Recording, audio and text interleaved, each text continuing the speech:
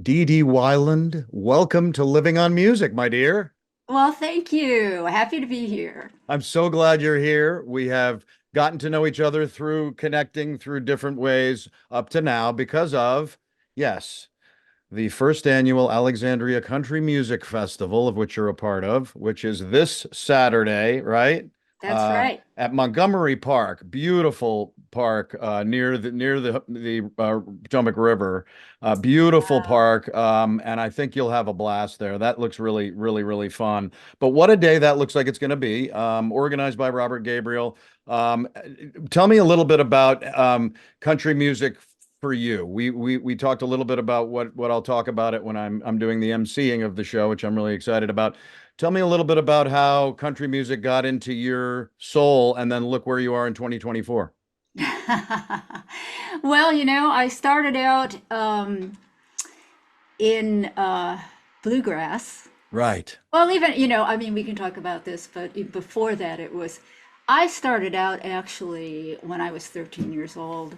That's I, great. I, uh, and even before that, I was in a little rock band when I was 13. Right. And we were playing the Beatles and the Rolling Stones and that sort of thing. Perfect. My sister was the drummer, and my friend whom I was taking guitar lessons with was the other guitarist. Oh, And so I've always kind of been drawn to right. playing music, but Yes. And we so will go into your beginnings for sure of music. I love that that's how you began it for absolute sure. You have joined forces with this band that we'll talk about a little bit too, Dee Dee and the Do right, Rights. This lineup at the Alexandria Country Music Festival is a really neat kind of differential, different country music attempts and throwing things out there musically. It's going to be a wonderful thing. Billy and Bob Classic Country Band starts it, right?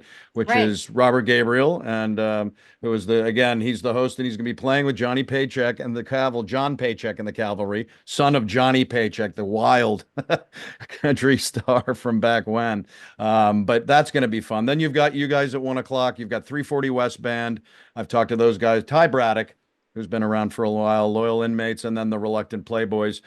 This looks like a fun event, doesn't it? It certainly does. It's going to be some great music. Yeah, I really think it Exciting will. afternoon, actually fun. Yes, and the weather is always key, as you well know, and for with outdoor gigs, you're living and dying with the weather, and it looks wonderful so far for Yeah. Saturday. There's also a wonderful arts and crafts festival a block away, Oh, great. run by Pat Miller, who leads the Delray Community Partnership, and it's called the Art Mart, so people can kind of waft through and come and see the music, and then during breaks and go and stuff. So it really should be a wonderful experience. Dee Dee and the Do Rights music now that you have a wonderful bunch of gentlemen that you play with. Tell me a little bit about how you joined forces and when that began. Well, backing up a little bit, I have spent a lot of time in bluegrass music. Let me just Yes. put it that way. And so many years ago, I think it was 2016, I was invited to play a Buddy Holly tribute show. Nice. And so that's where I got to meet Scott and Scott McKnight, Bill Right. Williams, and Tommy Bowes. And we played a set, and afterwards, I had so much fun. I just said, "Boy, I'd love to do this again." And Tommy Bowes said, "Well, let's do it." God. And to Wow. me, that was like a dream come true I bet. I because bet. I had loved country music and rockabilly for a long time, starting Yes. from when I was a teenager. Sure. And so did you join forces with them in a way, and then the band, look at the band named Dee Dee and the Do Rights. I mean, not a bad thing to have your name in the band as Right. Well, lead the band as well. What I guess so. did that Yeah. begin did that begin a run that is going into today? Yeah. Yeah, what is your more what is the focus of Dede and the Do Rights? Is it a lot of local gigs? Is it other concentrations? What do you guys do together?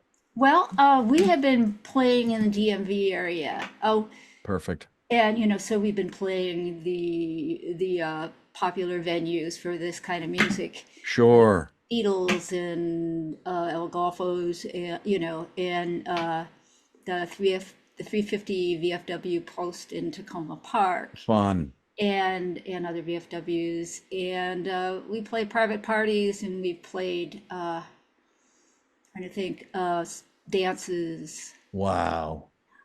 Yeah, that's great. And that shows that you guys bonded back when and boom, look at this. And We a did. lot of people I think are going to have a wonderful time seeing you guys play. Bill Williams on guitar and vocals, again with Kevin Johnson, Last Train Home, Jelly Roll Mortals. I know all these band and Billy Coulter, who has Yes. also been on Living on Music, and I know him pretty well too in the Half Yeah, Smokers. great guy. That is wonderful. Scott McKnight on bass and vocals, right? That's right. And that's Kevin Johnson also in the lineman, Last Train Home as well, and the Jelly Roll Mortals. And then you've got Rand Gardner on drums, $40 fine. I know of them too. Must be a Yes. wonderful run. And again, what is the focus music of Dede and the Do-Rights? Well, I refer to it as rock and roots Nice. country. So it's really roots rock and roll and roots country. We focus our music pretty much focuses on that late 40s, the late 40s when uh, vintage, we call it vintage now, but roots country music, the Yes. late 40s collided with the beginning of rock and roll. Right. And then you had this amalgam of vintage country and early rock and roll. Perfect. Yeah, exactly. And I love that era because you still had the great harmonies from country music, Right. and but you've got that rock and roll, that early rock rawness that I love so much. That's so exciting. Yes, and this is something I should ask you, Dee Dee, is that I grew up in Wilton, Connecticut, in the early 60s, high school in the early 70s, when Southern rock came on as a huge part of our musical life. Even in Connecticut, it was the Allman Brothers, the Outlaws. It was Leonard Skinner. It was ZZ Top. It was all these bands that were a combination of country music, obviously, and rock and roll. Does Southern rock ever go down your road as you began to learn this kind of music? And we'll talk about your evolution in a minute. But did Sure. Southern rock ever be something you enjoyed? I wasn't drawn in that direction. Right. No, yes, and for me it was that more early rock, Sure. And it's like country early rock. yeah, and that's great. I mean, it's wonderful what the early stuff have done. Let's talk a little bit about your evolution in the musical world, because it is a really wonderful ride you've done, and some amazing stuff you're continuing to do, producing and being in books and things like that. A native of Wisconsin, right? That's right. What were the early musical influences in Dee Dee's mind? Was it family? Was it music around you? What granted you music, and when did it begin? Well, it's interesting. I'm the only one in my family. There are four kids in my family, and I'm the only one that became a musician. Wow. And there wasn't music around our house any more than I would say is average. Right? But somehow I just was born with the bug. And I remember when I was in grade school, and I was living in Florida, and as a grade school kid walking past the high school, and I could hear that rock and roll music coming from the basement. They were having a sock hop, and I remember crossing the lawn and lying on my stomach looking in the window at the bands and the Wow. kids dancing to the band, and I just knew in grade school that I had to be part of that somehow. No, that's fantastic. And you continued. When did you start playing? Because I know you play guitar. Yeah. When did the guitar begin in your arms? When well, it really started when the Beatles hit, and like so Nice. many people, I wasn't satisfied with I was 13 at the time, and I wasn't satisfied with just listening to it. I had to pick up an instrument. Right. And my best friend and I took guitar lessons together at the age of 13, as I mentioned. And my sister picked up the drums, Right. and uh, Yeah, so we were so into the Beatles, we learned about 150 Beatles songs. And Oh, spectacular. we never played anywhere outside of our living room, but we had our neighbors were fans. And so that's where it began. So I mean, I was loving that early rock and roll Yeah, and when it that is was a happening. wonderful commonality with musicians like you and others. Yeah. And that the Beatles really kicked off. I know you're in Silver Spring. I'm singing in a Beatles tribute that's at the Bethesda Theater on September 7th. Oh, So, fun. it's a second year of doing it, and it's with all those Beatles bands that are in the region, the Oh, wow. Goodfellas and the Apple and all these other bands. But I can't wait to do that. And the Beatles are obviously a continued a legacy for all of us, and that's Yeah. amazing that you started there. Was music a big part of your life in school? No, Okay. no. Actually, I sang in choirs and choruses Right. and throughout high school and college. Right. But that was it. Right. That's, I started, like I mentioned before, I started taking guitar lessons when I was 13. Right. So that Exactly. was always there. And Right. and uh and then the singing, in the choruses. But when I was about 18 or 19 years old, no, it was earlier than that. It was like when I was about 15 or 16, that's when the folk era hit. Right. And so I started playing folk music Oh. until I was about 19. Then I heard bluegrass music for the first time and I took a hard left. Right. That's what I was going to ask you about the bluegrass. Like that coming in must have been like, woo, I'm going over here now. Exactly. It hit me like a sledgehammer. I just loved it. I What love were some of your favorite early bluegrass sounds and music and artists? Well, I went to the Philadelphia Folk Festival in 1969, I think it was, and I heard Bill Monroe for the first Oh, time, and it blew my hat off. And then I was living in Milwaukee at the time, my hometown, and another band from came through town by the name of the Monroe Doctrine, and they played it at our college venue, and that cinched the deal for me. And oh, yeah, so I just immediately started buying records and listening and learning how to play bluegrass style guitar. oh, right. Exactly. It was really a passion, like a love affair. Right. And Yeah. 75 through around 79, you were playing with a Milwaukee-based band called? Well, the first one, well, there were a couple of bluegrass bands between 70 and 75, Oh, but my great. first professional band was in 1975 formed, and it was called Grass, Food, and Lodging. That's right. And that band was pretty successful. We toured nationally. We played a lot locally and regionally, but we also toured nationally and recorded and that sort of thing. It was a great band. And so Didi, was music really your focus in life at that point? Was it going to be that? Was that the focus of a career? Was it two different things, or was music it? Well, music was it. I was going to college and I was in my senior year and I dropped out for a while so that I could earn enough money to go back because I was paying my way through. Sure. And that's when I heard bluegrass and I took the hard left. And yeah, exactly. And so from 1975 to 1980, I was full-time music, touring, Wow. touring, etc. Right. And then in 1980, you moved Yeah, to a place I grew up about 45 minutes from, and it was a second home for me, New York City. yeah, New York City. Yes. And you became a founding member of what, Tony Trishka and Skyline? Right, which Wow. was a very successful bluegrass Yes. band that was high profile. We toured nationally, internationally all the time. And Really? yeah, oh yeah, we traveled all over the world. And it was a groundbreaking band. It was genre bending Right. for Right. bluegrass music. And in that sense, it But was groundbreaking. And I'm going to turn things over now to Dede Wyland, and she's going to sing a tune for you called I Can't Believe. I can't believe that I'm falling so deep in love with you. I can't believe I'm so happy, happy I found you.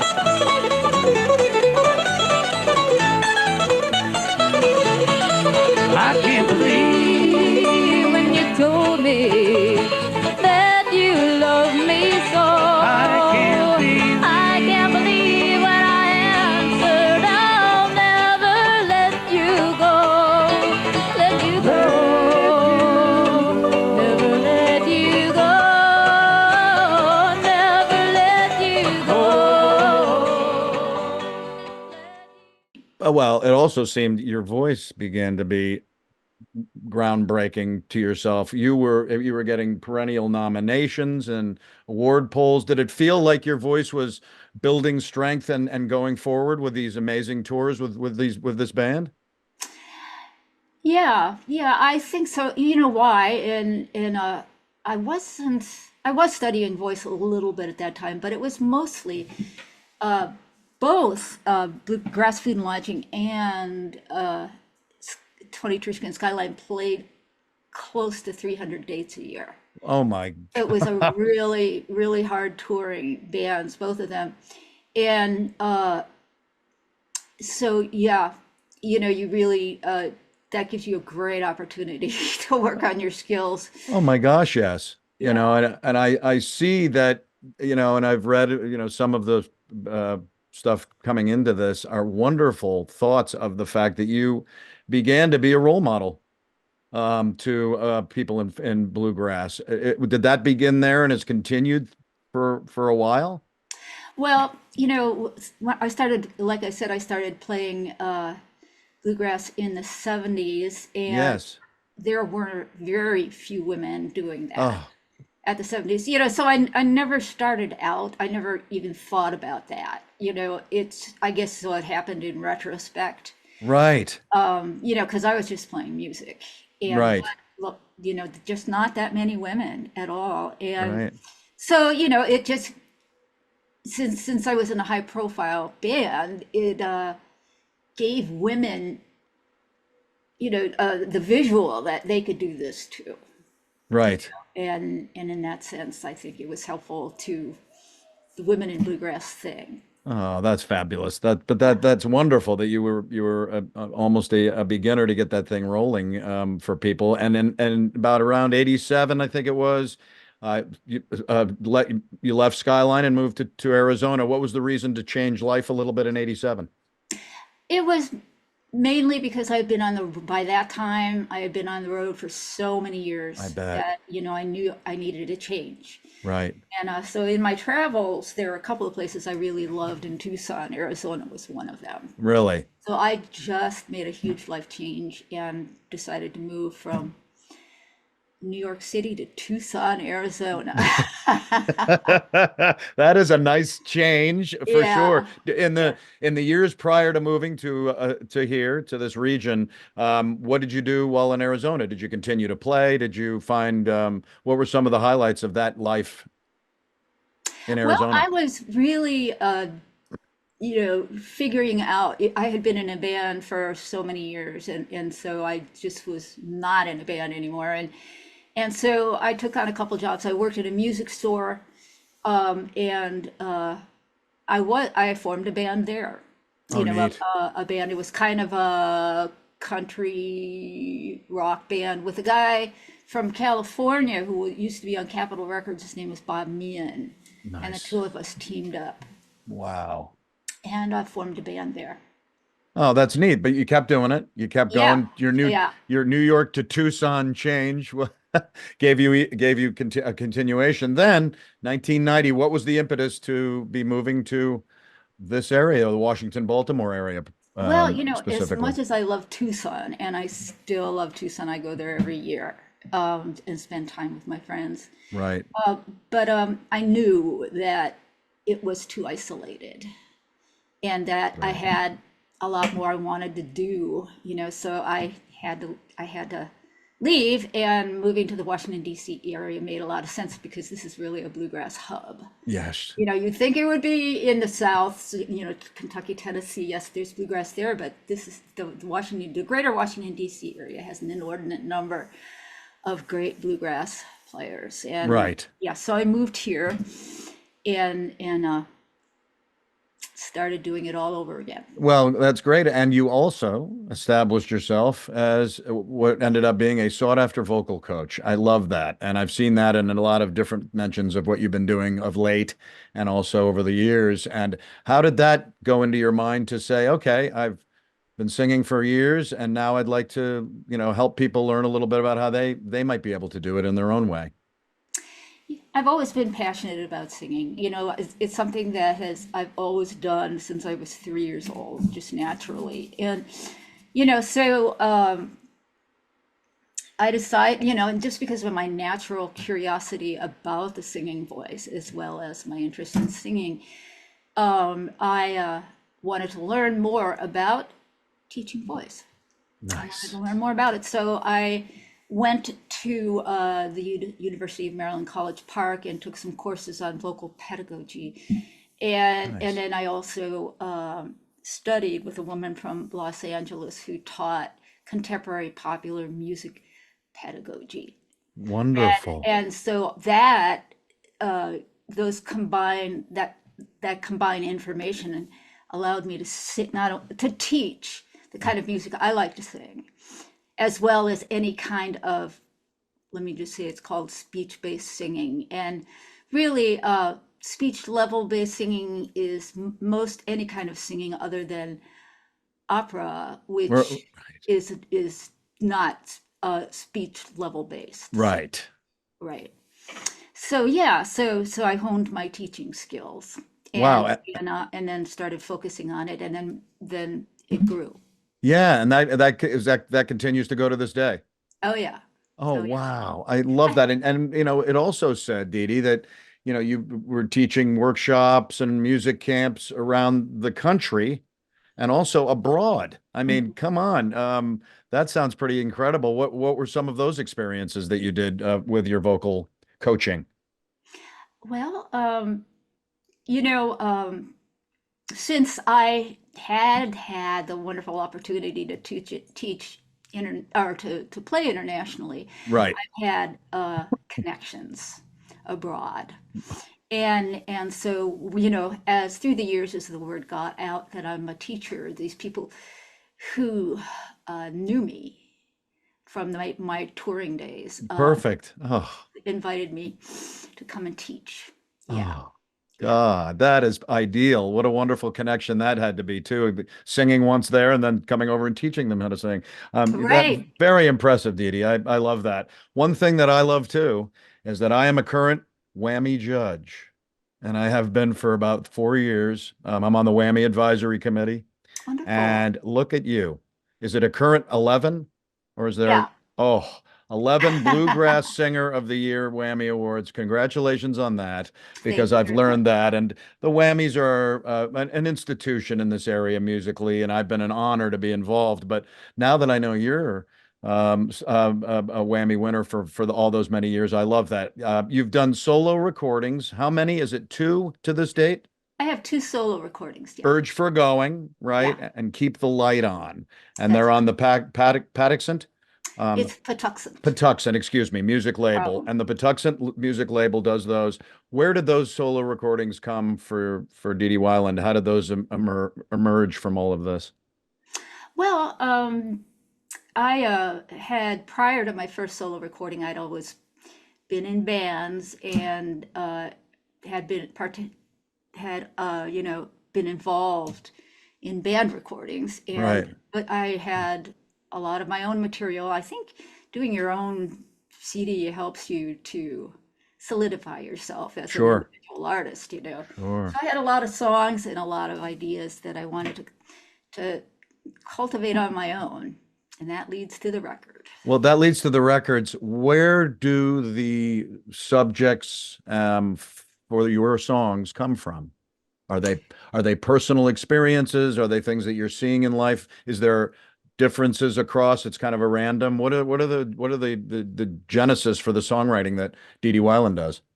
Well, in all truth, I don't write that much. Okay, I have written about a dozen songs and have recorded some of them. there you go. But I consider myself, I forget what the term is that I generally use, but it's like I cultivate songs. Right. I find songs. And that process, as you know, is very time consuming, and Very. you have to listen to 150 songs before you find one that speaks to you. And so for me, in terms of the choice of my music, it just has to speak to me. You Wow. know, and so the way I listen to music, I listen to the lyrics, but I also listen to the music. And if there's something about the song that speaks to me, moves me in some way, then I try it on, see how it fits. Oh, that's fabulous. The set list for this Saturday's gig, is it some original music? Is it mostly covers? What is the gist of the set list for Dede and the Do-Rights? Well, we have a couple of originals in there, and Nice. and Fun. but our focus, the kind of music we do, like I said, is early rock. We do some Elvis, we do Buddy Holly, a lot of Buddy Holly, Oh, um, Ricky Nelson, nice. and we also do like late 40s, like the Wilburn Brothers and the Oh, Everly Brothers, and those beautiful harmonies, and who's the other? The Luvins, the Everly Brothers, the Wilburn Brothers. Um, perfect. yeah, No, yeah.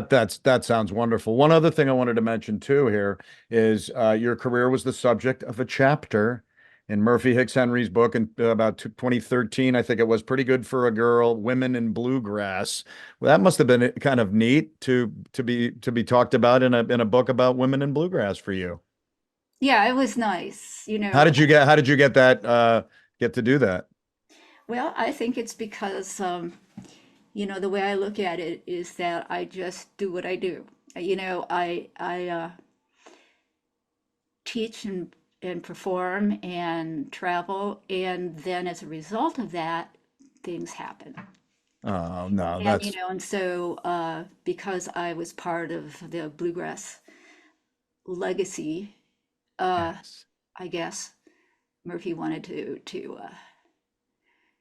talk about me in her book. Oh, fabulous. Well, I'm telling you, Didi, I'm even more excited than I have been when I got named to be MC of this event this Saturday at Montgomery Park, the first annual Alexandria Country Music Festival.